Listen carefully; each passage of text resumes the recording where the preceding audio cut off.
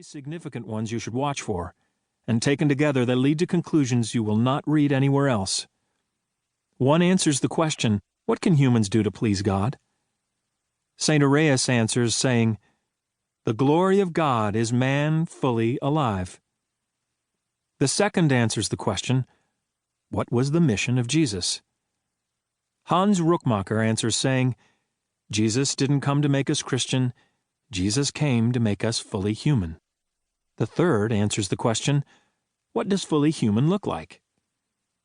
The answer comes from my own understanding that regardless of nationality, ethnic origin, religion, or creed, each and every person on earth is a bearer of God's image, creatively, spiritually, intelligently, morally, and relationally in ways unique to them.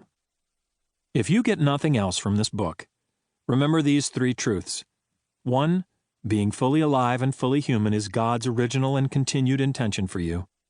2. God sent Jesus to rehumanize what has been dehumanized in all humans, including you. 3. God can restore you to your uniquely designed creative, spiritual, intelligent, moral, and relational self.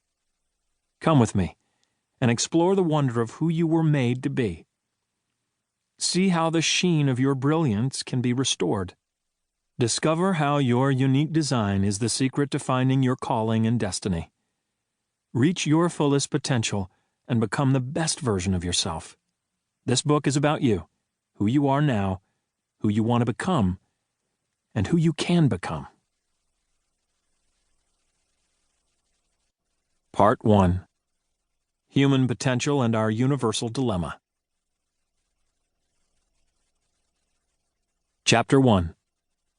You are a masterpiece. Most men lead lives of quiet desperation and go to the grave with the song still in them. Thoreau. Once upon a time, an adolescent asked Mozart how to compose symphonies. Because the lad was so young, Mozart suggested that perhaps he should begin by composing ballads. But, the young man objected, you wrote symphonies when you were only 10 years old. Mozart replied, but I didn't have to ask how. There are two important lessons in this story. First, Mozart was a genius, which can be defined as one with exceptional natural capacity of intellect, especially as shown in creative and original work in science, art, and music. Second, Mozart was fortunate enough to have discovered his genius and at a very young age. But there is a third important lesson here, and this one is about you. Webster's second definition of genius is an individual's natural abilities and capacities. In this sense, you are a genius.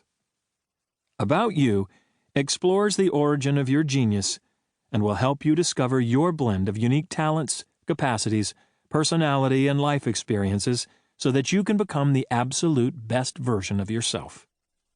I have always been intrigued by the powerful notion of individual genius, but the simplistic bromides of positive thinking have turned me off. This book takes the position that there is a factual basis for believing in your inestimable worth. You are created by an infinitely creative God.